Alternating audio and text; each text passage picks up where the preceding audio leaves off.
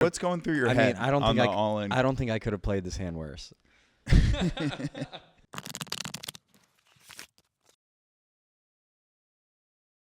This is the 12 Rules for Life podcast, which is very important. You know, we come in and we talk about the most important 12 rules for life. What would you say your 12 rules for life are? Give me your first one, and I'll tell you mine. Don't mix business with pleasure. Number one, right? The game. No. Yeah. Well. 12 rules. That's a Jordan Peterson book. I have it. It was a gift. And I know you have it, and never read it. No, you did read it because we liked it so much that we got a clock that says 12 to remind ourselves of the 12 rules for life. That's what that is. Yeah, that's not a drinking clock. No, it's for the 12 alcohol. Rules for life. It's to remind yourself of the rules. I don't think we're gonna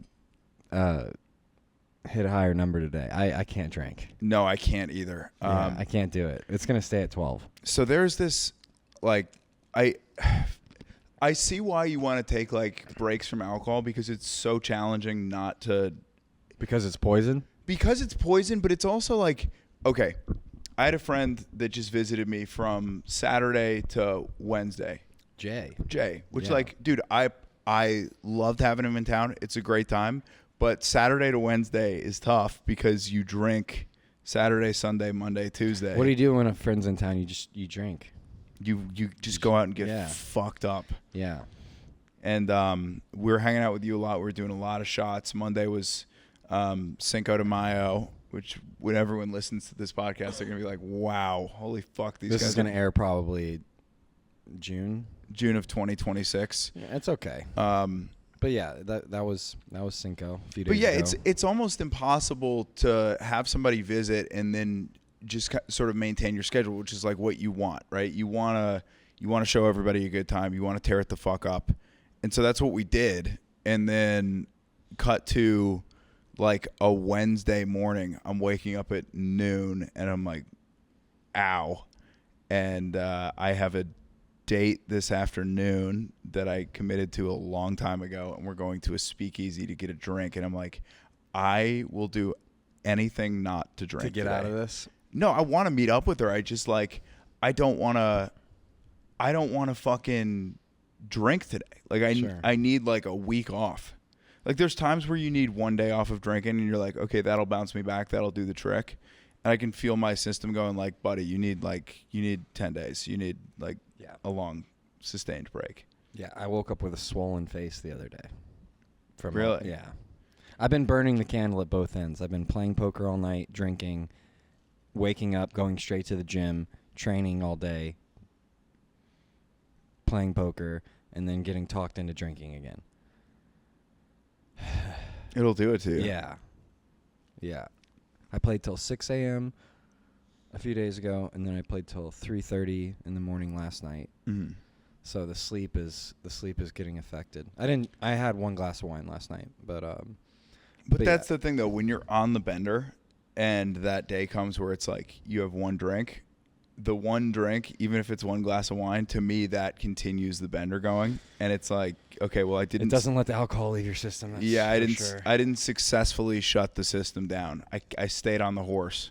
So it's for me, when I hit that last day, it's got to be, no, you're done.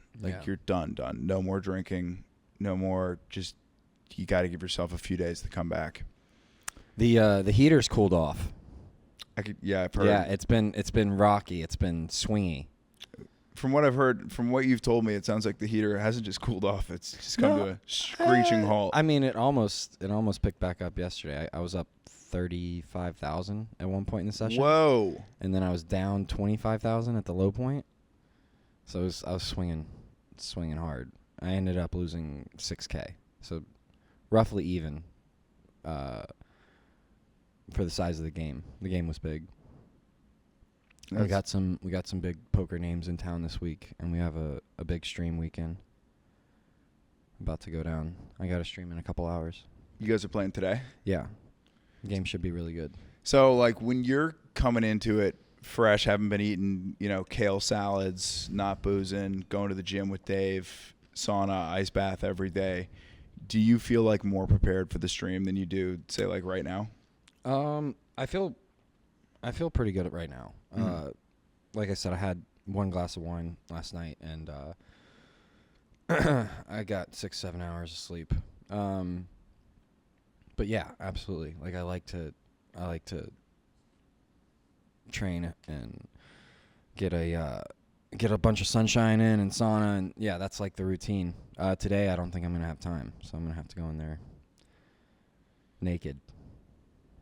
Just fucking rip it. Yeah. Just rip it right off the bat. But sometimes you get in those modes with poker. You're just playing so much.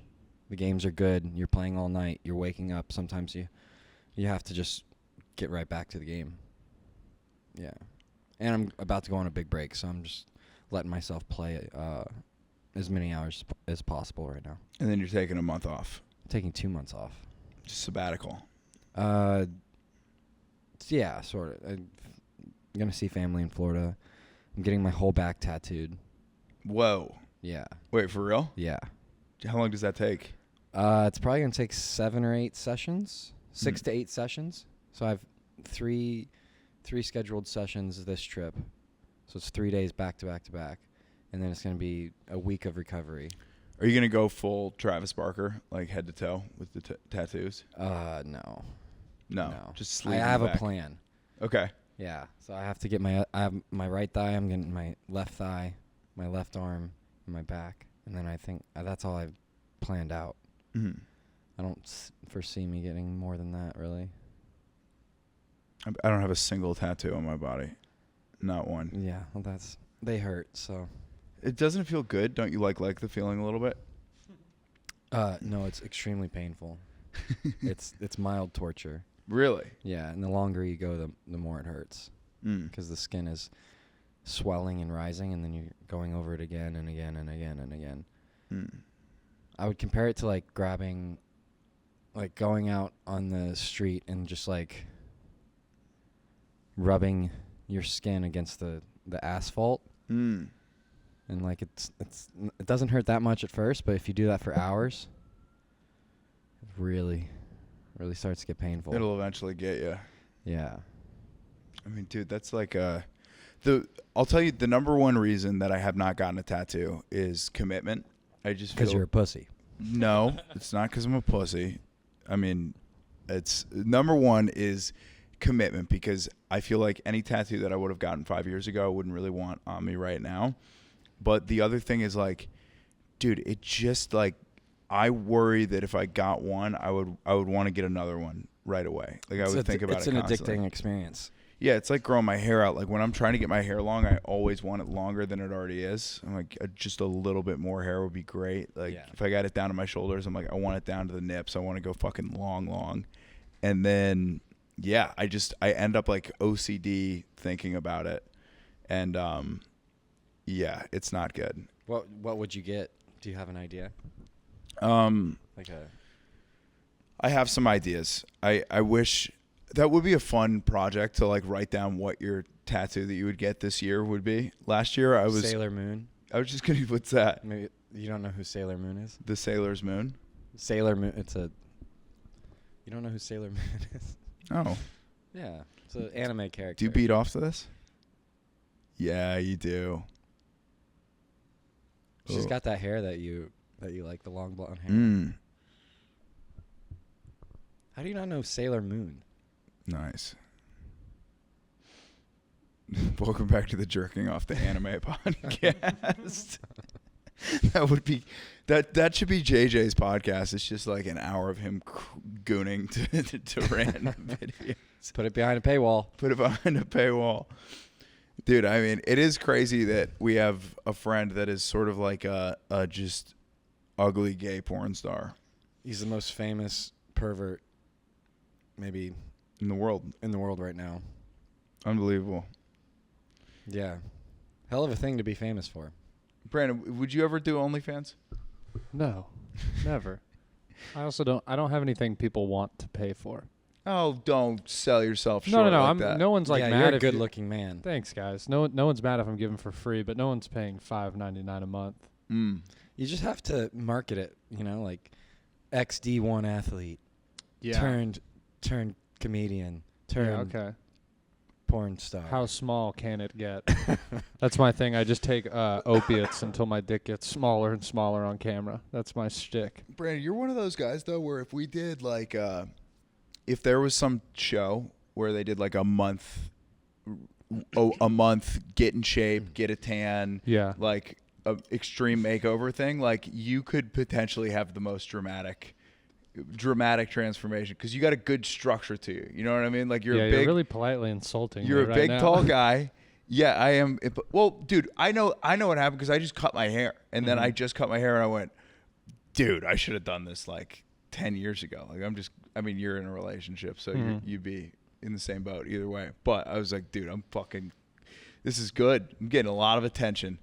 Did you compliment me just to brag about yourself? Shut up, that's dude. Just what okay, happened, fine. Right? That's backhanded compliment, motherfucker. Long compliment to compliment yourself. Brandon, no. What I am saying though, you should get better looking like me because I've been getting so many bitches lately. That's what you just said. Fuck, you're right. I'm an asshole. Okay, that's a good point. That's a very good point. That is what I just did. But I am telling you, Brandon, if you got jacked and got a little sunshine, I think it would be a good look for you, dude. This summer's my summer, dude. This is your summer. Are you gonna get ripped this summer? I mean, I'd like to say I would, probably won't. We'll talk. We'll be back on the pod in September, and we'll see. How did have you been lifting? Yeah. Fuck yeah, dude. But here and there, gotta be more consistent. We gotta hit the pool, Brandon. I'm sorry that I said you'd be a good makeover candidate. It's fine. You can make it up for me if you guys want to break down this poker hand. All right, let's do it. Let's go. Dude, this whole stream. Do you want to see me play really bad poker? Yeah, let's watch it. Yeah, I lose my mind in this stream. Again, taking it to the streets. You got to rewind it. Straight to the beginning. So I was saffy. Yeah, with a little garlic bread. Crypto Max garnish. raises 250. Rick, take it from here while I enjoy this nice meal from Odds Bar and Bistro. Yeah. Now the bunker's gonna smell like garlic for the rest of the day. Garlic. 4,000. 4 raises to 4,000. Odds Bar and Bistro. Suited Located connectors right down next low. door. The pasta is pretty damn good, I gotta say.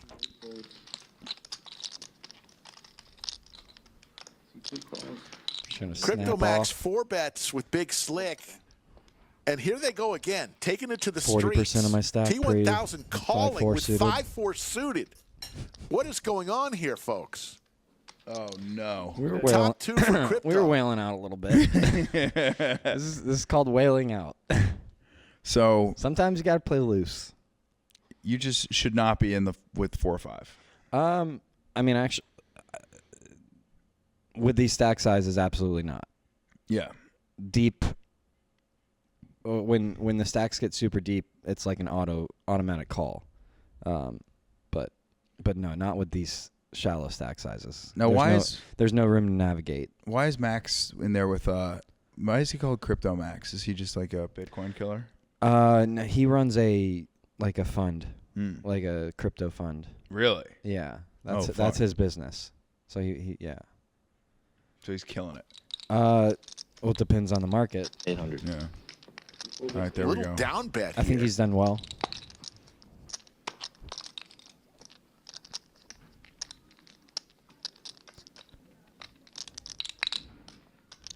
But yeah, we had no business in this hand pre-flop with and we're calling with a 10K stack. Yeah, we have backdoor diamonds and backdoor straight draws, and he bet draw. Another spade bet out like there for Crypto Max. So look a little at less this. than 10% pot. T1000 looking for a 3 that's not a spade. Not good. We're up the stream with no paddle right now. That's 1,000. I mean, he almost prices me Now in. over 10K. He almost prices me in with this bet. Did T1000 get involved here? Wailing out. He's wanting to beat Crypto Max. This hand's insane. Will T1000 take the bait? Would have liked to see Crypto Max maybe check that turn card, but still the same bet on the flop. Has T1000 deciding whether or not to pull the trigger, and he's going to get snapped off and stacked Steaming. Or I'm maybe he just steaming. gets away, but he hates to fold and be embarrassed for folding for 1K. Fold But he's gonna Ooh, do it. he does. He the folds. river. So I have 3 outs. there's something kind of interesting with these bet sizings. He's betting at like just super small, and I mean more than not, that's like indication of a guy that just the last thing he wants you to do is fold. Yeah. So it kind of really gives off a lot of strength. So like this is he knows my range is super wide, and him having top 2 with the ace of spades, it's like the last thing he wants is for me to fold, and that's why he's betting so small. Small betting because he's trying to lure you in. Just be like, fuck Yeah. it, it's another 1,000. He's trying to he's just trying to get me to value shove. betting. Is that what it's called? Sure. Yeah. I like the attempt, Joe. I did. A for effort. It's also I called did. down betting. I'm on a fucking heater right now. I'm on a podcast heater. It's also called down betting when you hey, I'm trying to teach you something. Okay. All right. I'm locked in. It's called down betting Okay. when you bet super small. All right. Down betting when you it's When you not bet really it's not small. value betting. I mean, yeah, also. Okay. But you can call it down betting. I'm getting cooked on all angles here today, dude. I'm fucking Yeah, and you're ugly. and gay. And Brandon's way better looking than you. Yeah, you Brandon is good looking. I don't know what I ran out of things to talk about for a second, and I was just It's like, okay. If Brandon this podcast fails, it's your fault. the investment, dude. Because me and Brandon are cool. Yeah. All right. So yeah. What should you have done? Like, should you just have never bet in with the So 4-5? I should have folded pre, because we're just not deep enough, and he 4-bet me to 40% of my stack. This is just not a hand that can continue for that price. But yeah, like I said, if we're 20, 30, 40K deep, then it becomes like from an automatic fold to an automatic call, because these suited connectors play really well in deep stack no limit, because they can flop huge hands. Because they'll beat big hands. Well, they also don't block the 4-betting range. So like when you get 4-bet pre-flop, or you get re-raise pre-flop, that's weighted towards bigger cards. So kings, queens, aces, ace king, ace queen, king queen suited. So what you don't want to do is be calling with inferior big cards like king 10, queen 10, ace 10, ace jack. Which, I still do from time to time, and those are kind of pretty big mistakes when unless you're fairly certain that a guy's in the streets and fucking around, calling 4 bets and 5 bets with like medium strength big hands is not a good idea. Got it. Yeah, it's a way to lose a lot of money. All right, let's see what happens here. I think gonna do it. Yeah, I said fold. Yeah, the spade of 13. Oh, They asked for the river. No 3. But I mean, he almost priced me in. Like he bet 1,000 into 8K. I don't need much equity to continue, but versus holding, I didn't have enough. I had like 7%. If he has the ace of spades there, I'm dead to 3 trays. So there's four threes left in the deck, and one of them's a spade. yeah. So there's any 3 but a spade would have won it for you. So Any 3 that's not a spade. So there's 3 cards left. So yeah, 3 out of 50. So you got like a 6% chance of. so 3 outs with 1 card to go is roughly like 7%. 7%. Yeah. So you had no business being in there. No, that hand was played pretty poorly. So when you think back on it and you're like, you're looking at these hands, and you're trying to figure out what you should have done. No, I don't figure out what I immediately know what like I'm playing bad. You immediately were just like, that's a big yeah, mistake. you're just wailing out. You're just Wailing out, dude. yeah. What makes you wail out? Was it just you just made a bad decision up top? and Max couldn't probably come just back? looked at me the wrong way, and I got pissed. Mm. I think I shot up with some TRT that morning, so I was actually extra aggressive. How's the TR Tizzle feeling? I've switched the schedule to days that I'm not playing poker. Really? Or not days that I don't have big games. Mm. So just you don't want to like go in too pumped up. So you didn't get shot. When was the last time you got shot up with the TRT? Well, it's twice a week. The schedule's twice a week. Mm-hmm. And you do it yourself. Yeah. So you get to do it whenever you want. No, I mean, my normal schedule is like a Monday, Thursday, Mm-hmm. and then, but I've switched it to Tuesday, Friday. So you were jacked up when we went out on Tuesday night. I mean, it's not like a huge difference, Mm-hmm. but it's enough to. I noticed it in one game where like I was really aggressive. TRT and a couple of ranch waters, and you're like, let's fucking go. Start playing really bad poker. Yeah. Dude, the ranch waters on Tuesday were kind of eating me alive because they were just going down a little bit too quick. Yeah, I needed to get out of there. Ranch waters and cigs were Okay, fucking so lighting it up. that's one hand where I punted off $5,000. Let's go to the next. Goodbye, 5K. Brandon, you ever punted off 5K? Never even had 5K. Pretty happily. Yeah. I've never had 5K. Raises to 150. Tito. So you got suited connectors down low again. Yeah, another 5-6 diamonds. Again, these hands play really well multiple ways. They flop big. They play well in 3-bet pots, 4-bet pots. Yeah, so I think I raise from the small blind 150. It's way less fun to back watch you into the losing mid-game. than it is to watch you winning 100 There's grand. there's tons of footage of me losing. Here. 6 in the window, 2 diamonds. That's a good flop for the robot. Tito also with For diamonds. they're calling you the robot now? Yeah, they always call me the We robot. could be playing. Give us a flush over 25 flush. The emotional bomb robot. here. T1000 seen enough pain. You really want to see another diamond fall on this turn? Is there a reason that yours is higher than his because you have a pair of sixes, or because you both have Yeah, four diamonds? my equity is higher because I have a middle pair. Okay.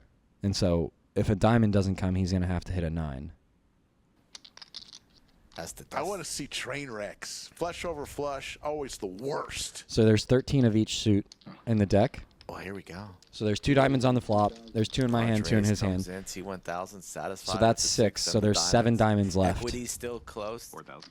Tito's, Oh my God! Tito's never folded a flush draw in his life. We get into Raises it. the raise. We get into Here we go. a raising war on the flop. T1000 eyeing up Tito's stack, thinking, wow, maybe this is the hand. I get it all back and then some. All in. All in Oh. a snap call. What just happened? 26,000.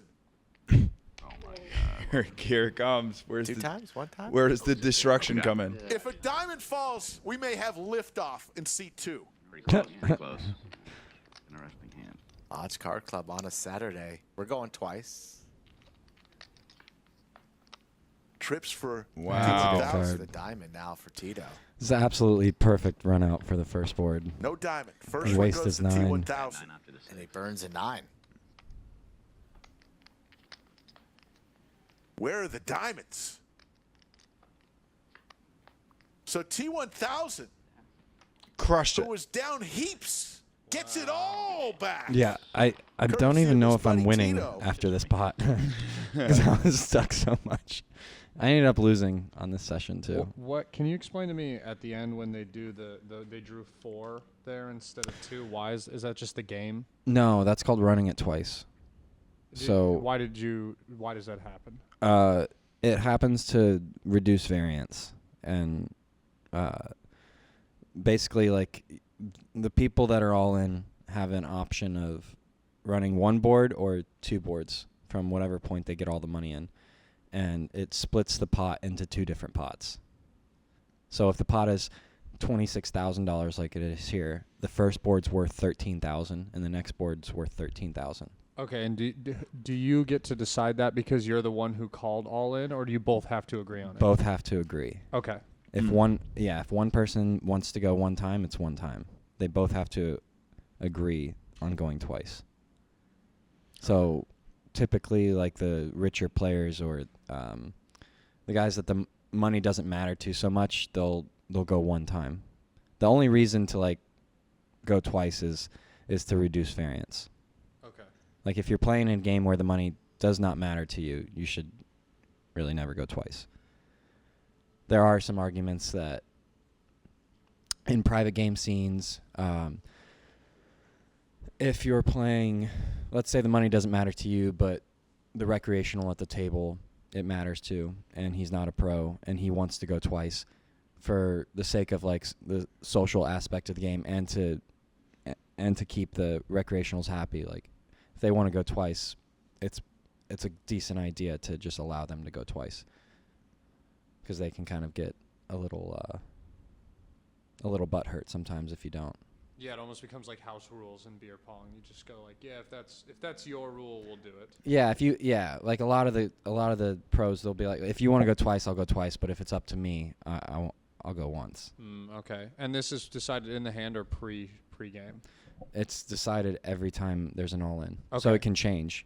Cool. And that's another thing that recreationals get mad at is if you change your mind. Like if you're going twice the whole day and then later on you decide to go once, they're like, oh, you're flip-flopping. Like it doesn't really matter, but like it's they get upset with that. Yeah, I feel like it just changes the odds like very slightly. Okay. Right? No, but it doesn't change the odds at all. okay. It just reduces the variance on it. Exactly. Okay. So instead of playing one 26K pot, you're playing two 13K pots with the same equity. Mm-hmm. So you're just flipping the coin more times. Does that make sense? That makes perfect sense, yeah. So it doesn't change the odds. It doesn't change whatsoever. the equity. It reduces the variance. Mhm. So instead of one person winning 26K, you have another outcome where you can both win 13K and break even. But that time I won both boards, so I ended up winning the whole pot. Hand of the night. Here we go. Night. Let's go back to hand 37, Tito and T1000. Brilliant. There's a hand at the really beginning of the stream where I 36, completely implode. $26,000 Really? Oh, yeah. pot. Yeah, they both had diamonds. I think you might have the Like best zero equity Tito needs bluff where I just get it in dead. So Tito should be in this hand though, right? Like you got a flush draw. And you're like, There's some arguments on folding 9-3 suited pre-flop. but before after the flop, right? You go all in. If you have 9-3 suited with two diamonds on the board, you should stay in the hand.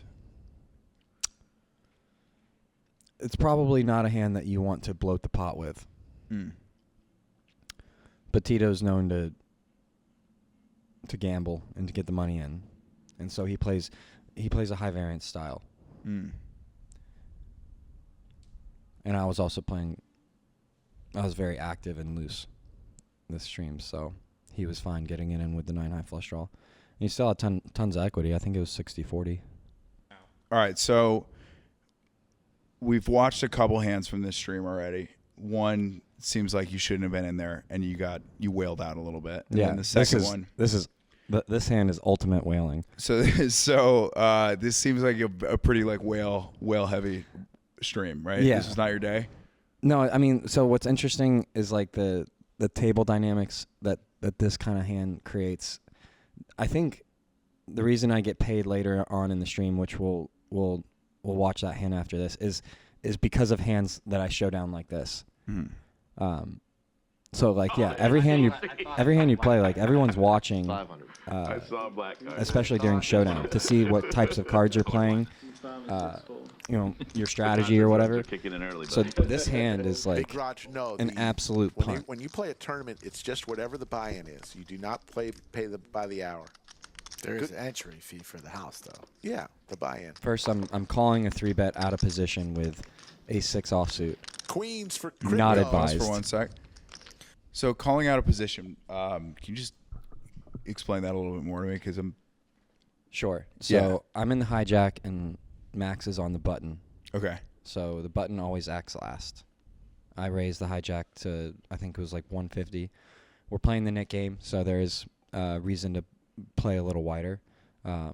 So Max is going to be a lot wider when the Nick game's in play, so he doesn't have to have a strong holding. But again, I raised, he re-raised. So now I have 3 options: call, fold, or raise. Mm-hmm. I believe I picked the worst one. Which is just call? Yeah, which is just call, because now I'm taking a flop out of position. I'm going to have to act first. Okay. I'm going to have to check or bet on the flop first. Oh, got it. So because you were the one that called, you're betting first and then. Exactly. That's because rough. I'm the Okay. one that's calling, and he's behind me. He has the button. Got it. If So he was in the small blind, he would be acting first. So in addition to the ace-6, which is already like not the best position, It's a very weak hand. Very weak hand. You're also having to act first after the flop, Exactly. which is not good. Yeah. So I have 3 options when he re-raises me to 500 pre-flop. I can fold, I can call, and I can re-raise. And the move would have been just fold. The move would have been to fold, or if I think he's weak, to put another raise in, because then I take the betting lead and I can win on most flops. So do we think Max is weak here, or do we think he's? Yeah, I mean there is a dynamic, like he's going to be picking on me more often than not because of the Nick game, and it's early on in the session, but still calling with ace-6 offsuit is really bad. It's real bad. Okay. Yeah. Yeah, of course, Queen's hole for CryptoMax. He's never had a bad beat in his life, this guy. Only bad beat that this guy has in his life is looking in the mirror and looking at his hairline. Brutal. What a chirp. Taking shots at CryptoMax. Yeah. I have dirty thoughts. This is just... Overpair is good. You like here. watching me lose, Tito right? No, I like watching you win. Sitting in between. But those two but I'll maniacs. watch you lose too. Then Here we go. close your eyes, because this is ugly. ace high, 1200 still to good. call. Just All in. Oh my Just- God. He gets that. absolutely. Just like that, 68 Look at the reaction. I'm just- plus a little extra now, 93.90. Big pot here, 9K pot. As T1000 goes for the I have jam. absolutely nothing. This would be the 4th time. One time. Ace, come on, ace. He hates you. Oh, so close. Run at one time at CryptoMax. Now the big winner on the afternoon. So what's happening I just to don't you here? I don't What think I is- could. What's going through your head I don't on think the all-in? I don't think I could have played this hand worse. This is like people watching this, and this is why I get. It's awesome. Like if you're in the comments, it's like, has this kid ever played poker before? Because this hand is like someone that's probably never played. Just the whole hand is just it's a You're in with the wrong It's a cards. You're disaster. betting where you shouldn't be betting. yeah. And I mean, I could even if I really think he's light or weak, I can just call, and then like on good rivers, I can call with ace high. But I'm shoving into oblivion. Now, what's cool about this is my hand was shown. I look like an absolute maniac. Yeah. So this is where the image is set that like I'm a psychopath and I'm punting off a lot of money. And if you fast forward to the ace king hand, I think this is why I win this pot later on in the session. Because everyone is just looking at you like, okay, this guy's cooked. He's Yeah, playing. I mean every hand you play is an advertisement.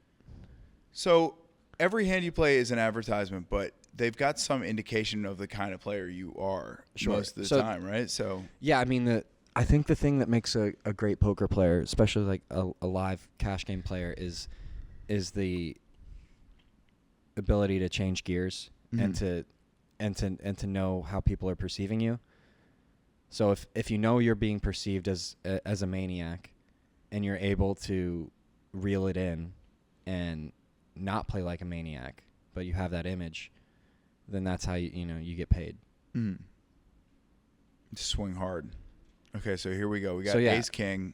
Everybody's already under the impression They've been T1000 watching. wilding out Yeah, they've been today. watching me wilding out all day, and so when big hands come along, it's really hard to fold. Yeah, they go, he has problems. Something's up with him. Yeah, he's giving away money. Time to take advantage. Little do they know, we got an ace king up the sleeve. If I wasn't losing money, This is Jenny. She's from Australia. She just moved to Austin, I believe. And she's a professional player. I think she plays I made your game tournaments better. and cash. She's upset, but she's going back to Australia. Maybe just cash. I'm not sure. Holy shit, is this the manifesting shit you've been doing? So we Like 3-bet the ace king. manifesting fucking meditation shit, you just talk about it and it happens? Talk about what? Just like you harass people and the games get better for you? Straight harassment. That's no manifestation. That's like wearing someone down until they're just like, I can't. Here we deal with go. this anymore. I'm just gonna show T1000 them back off. on his horse, fresh off of doubling up. I'm not. So Jenny's feeling pretty good. She's got a In pair a of hand tens. here with Jenny, who seems like But a non-believer maybe not. with his second Yeah, I pair, mean, but she feels pretty good because of how active I've been the whole day. Mhm. So She's she like- has she got 3-bet by me, which could mean anything. It could mean 6-4 suited, 6-7 suited, 8-9 suited. It could be anything. Mhm. And so my range is super wide, which makes it Difficult to figure very out what's difficult to going on fold with you. middle pair. Hmm. Whereas like if she was playing this hand versus Cinnabon and his range is a lot more defined as stronger holdings, it's kind of easy to maybe just call the flop and then fold the turn. Got it. T1000 has the You goods can't make me do anything. I got you. at one time. 89% equity. T1000 Why do I look so has the- mad?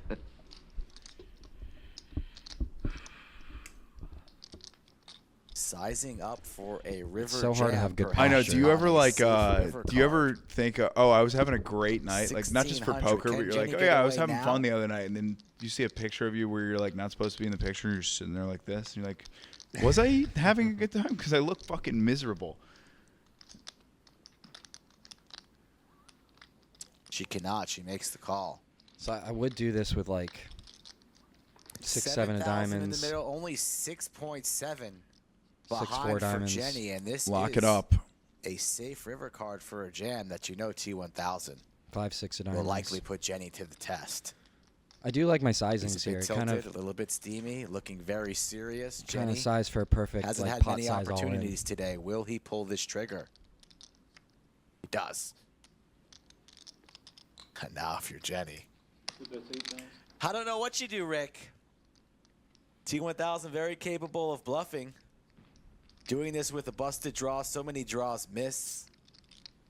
You don't have any hearts or diamonds in your hand, so it's more likely that maybe your opponent does. Won't blame Jenny for calling this off. Can see she wants to make the call. T1000 just was involved in a huge hand that he lost. Makes the call. She's in. T1000 is going to stack Jenny. You got her. So that, And yeah, Jenny's that Bam. hand, Well, bam. that hand only Oh my happens because goodness. of Another table $20,000 dynamics. pot And also, on I think I lost a big 857. pot right before that, so it looked like I was steaming. Yeah. So it looked like I was really, really hot. Looked like and you were frustrated. tilting. Yeah, and then I get a big hand like the very next hand. Dude, cards are in your fucking favor. Yeah, I mean, it's. I've been playing poker a long time. It's just human nature. Like when you lose a big pot, you steam and you immediately like try to win. Try the to next, get it back. You try to win the next hand. So it's really deadly when you lose a big pot and then you get a monster the next hand. What is this? You guys have like the same stress energy. He found out the Twin Towers got hit. You won $20,000. Same level of stress. Yeah. You look furious, dude. Just focused, man. Focused and locked Focused. Yeah, I do look upset. in. Get it back, baby. It's Win that- it back. It's that junior golf energy. Mm. Super competitive. Super competitive. Got to lock in. Everything's life or death. I used to beat my clubs against my bag Mm. when I would hit a bad shot. You just go and smash it. against the I back. was insane. I feel like that doesn't help at all, though. Like No. being angry like that. No, I'm complete mental. Did golf like stress headspace. you out back then? Like, did you not enjoy playing it because of how seriously you were taking it? It was my identity. It was my life. I loved it, but I also hated it. You feel the same way about poker sometimes? I have in the past. So why are some names lit up and some names are not? I don't know. I think they might go in and out of that. You're down a couple grand. You're trying to figure it out. 5 G's down in the hole. When was this stream taped? A couple weeks ago? Yeah, something like that. Yeah, it came out. It was taped on April 26th, and this episode comes out June 21st, so about 2 months ago. Fuck yeah. What was that thing you wanted to talk about before we did that? I don't know, dude. I feel like the 12 rules of life riff that we were starting with, I was like, yeah, dude, we're cooking today. Some days you got it. Some days you come in and your old noggin is just, it's not with it today. Yeah. The noggin is reeling from a weekend of boozing, tearing it up. How many coffees deep are you right now? Is this number one, number two? Number one. Number one. Yeah. Fuck yeah, dude. I drank a triple shot of espresso on the way here, and I was like, that'll bring me back to life. I'll be ready to go when we get there. Yeah, I'm feeling pretty good. 10 hours of sleep, couldn't do it. Didn't help. Didn't get you back in. That's never a good sign. But, dude, I mean, look, I think if there's one thing we learned over the weekend, you can learn a lot from, like, what happened on Saturday, which is Saturday, kind of day drank all day, decent bit, showed up to the first show, horrifically unprepared. Oh, yeah. I haven't seen you bomb like that in a while. It's crazy. You had one of your worst sets ever. To set the stage, we did a show at Speakeasy, which is not the greatest venue ever. It's already kind of a tough venue. There's a lot going on. So I walk in. Your childhood friend's in town. He hasn't seen you do comedy in years. Hasn't seen me do comedy in like 3 or 4 years. I'm already kind of like a little drunk from drinking. Yeah, you were not focused. Yeah. I'd had 6 or 7 beers. We did shots right when we walked into the venue. Things are already kind of like set up to not be doing well. And there's one thing I've like kind of figured out, which is I used to have this energy of, okay, if I show up and I show up a little bit unprepared and I kind of go off the fly, things can go really well. And I've sort of realized that that's just like not true for me. I need to be a little bit prepared. I need to have looked over my notes. I need to have listened to an old set, figured out what I'm going to talk about. And so I go into this set knowing that I'm doing 12 minutes. I'm like, this should be fucking easy. But I walk in and there's a lot just going on. There's 2 lesbians up front. I got my 2 friends sitting behind them. It's a room that's not been great so far. Do you have something against lesbians? Yeah. Why do you have to call that out? Well, they're just people. I'll tell you why I had to call out the lesbians. It's because they were the most lesbian-looking lesbian couple I've ever seen. Yes, they were. Like they were so. They had the skateboarding backwards hat. The backwards hats were so funny because you walked in and just like immediately you could tell these 2 chicks eat the pussy. legs up on the chair, like sitting back, like bro energy, broing out. And this wasn't like some new school like they them lesbians. This is some old school. This is 90s. Old school she her lesbos, dude. Yeah. Ready to fucking tear it up, ready to eat some pussy. So I walked in there and I'm Those like, are the lesbians I grew up with. Dude, yeah, these are like some I like them. Old school tomboy lesbians. Those are some what's the score of the Stars game later. We got to figure this out. So I came in and I'm like, all right, I can do this. I'm going to talk to the lesbians and it's an open room where for whatever reason it's kind of connected to like a mini bowling alley. So you could hear people bowling upstairs. And I go, all right, we'll talk about the bowling and then we'll talk about the lesbians, which basically resulted in me walking up there and going, you guys are gay, right? They're like, I remember it. You opened up with, hey, how's everyone doing? All right. You guys doing good? All right. Bowling? Hey, there's bowling up there. Can you guys not hear that? Fully tilted, dude. Like 100% tilted, not knowing what's going on. I was like, Joe, do a joke. Well, so there's this thing which, like, as you're saying it, it's kind of making something that's really obvious when you're not on stage seem. This is it. You go on stage and you start talking, And if you talk like you don't know what's going on, it makes it automatically not funny. Where like I had truly, Brandon, do you believe in this? Like there's like sometimes bombing is not about what you're saying. It's about cadence. Oh yeah, you're just off by a rhythm. Yeah. It's it's like being right behind a pitch in baseball or just off on a shot where you're like, I'm saying things that they normally laugh at, and then you listen back, or sometimes even worse, you can hear yourself off. Yes. And I feel it too. It's when I'm rushed. If I like am getting to a set and they're like, you're up in a minute, I don't have time to prepare, get a feel of the room. You almost want to be like, guys, look, I promise that I'm good at this. Let me go off stage and walk back on, and let's start this over. We can fix this. That would have been a good strategy because you were off immediately. Immediately from the jump, get on stage and I'm going, yeah, so how are you guys? And everyone's like, what? You're like, what are you talking about? Yeah.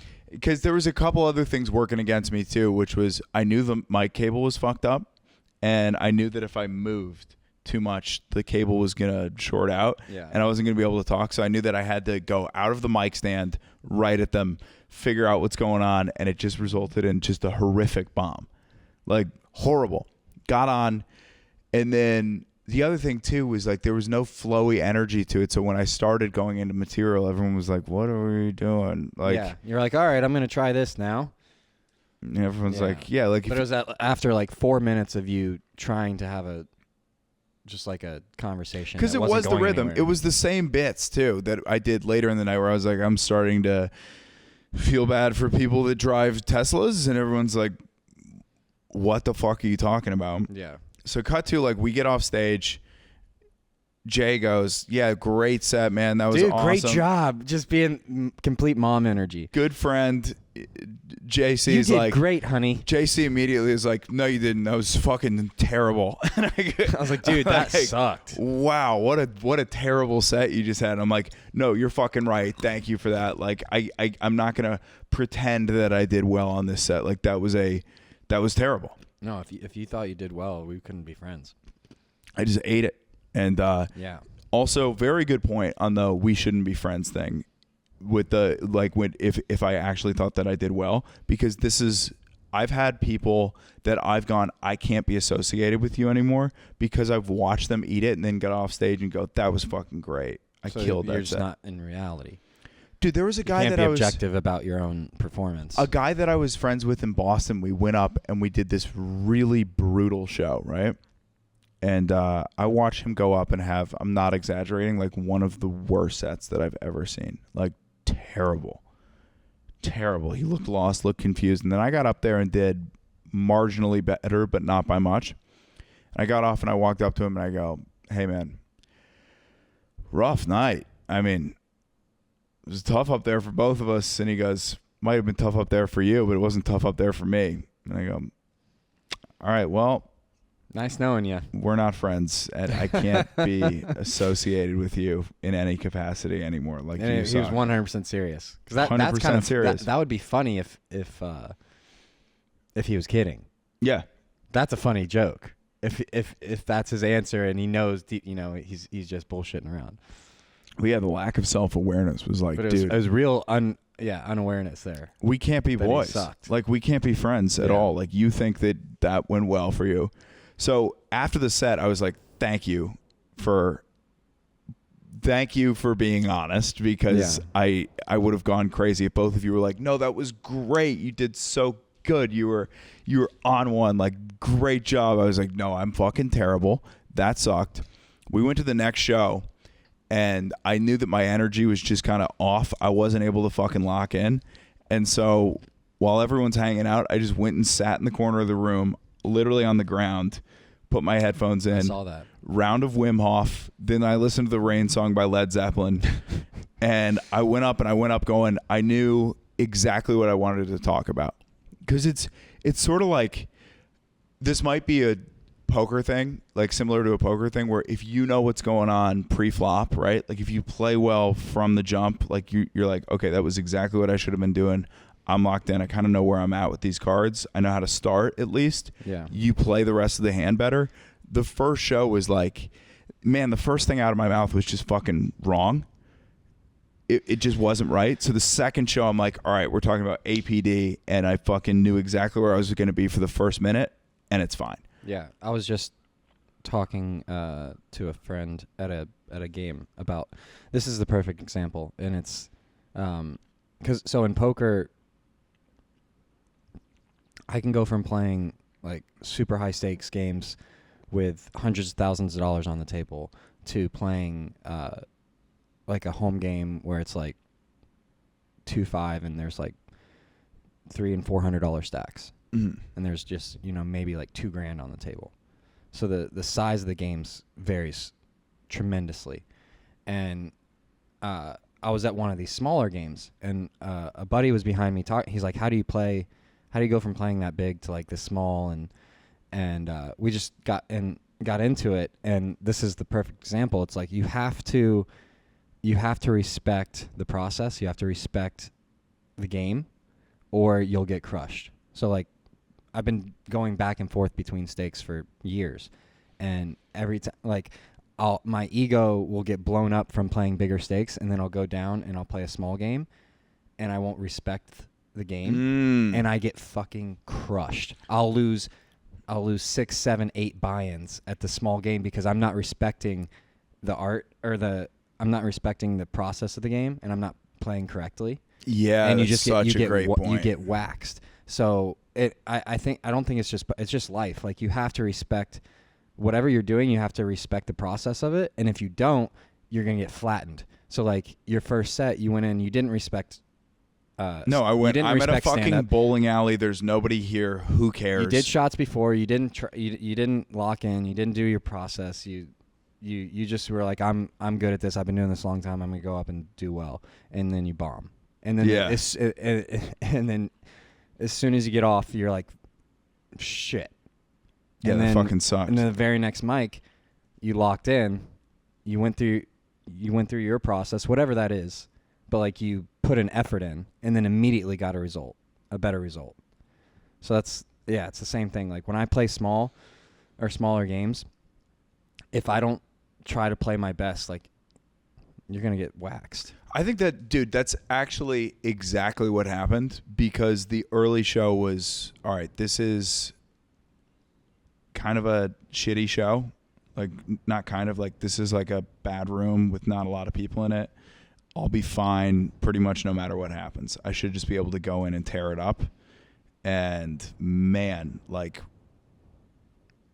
it will eat you alive. Yeah, when you don't respect whatever art form you're doing or whatever game you're playing, like, if athletes, it's like their warm up and workout routine before a game. Mm-hmm. If they're just gonna show up and if you don't respect it, you're gonna get flattened. I mean, you might have a good game by the off chance, but like, consistently, you're gonna underperform. That's what happened. Yeah. I underperformed big time. Yeah, that sucked. Yeah, but dude, it's amazing like how quickly just like the brain can lock back in, even if you've had 10 drinks and you're kind of out there, you're spacing out. It's just a little bit of prep, just feeling like you have some sort of like rails to run on. Easy. Yeah, the next set was one of the best sets I've seen you have in a long time. You crushed. Felt great about it. We'll get it. Yeah. That's it.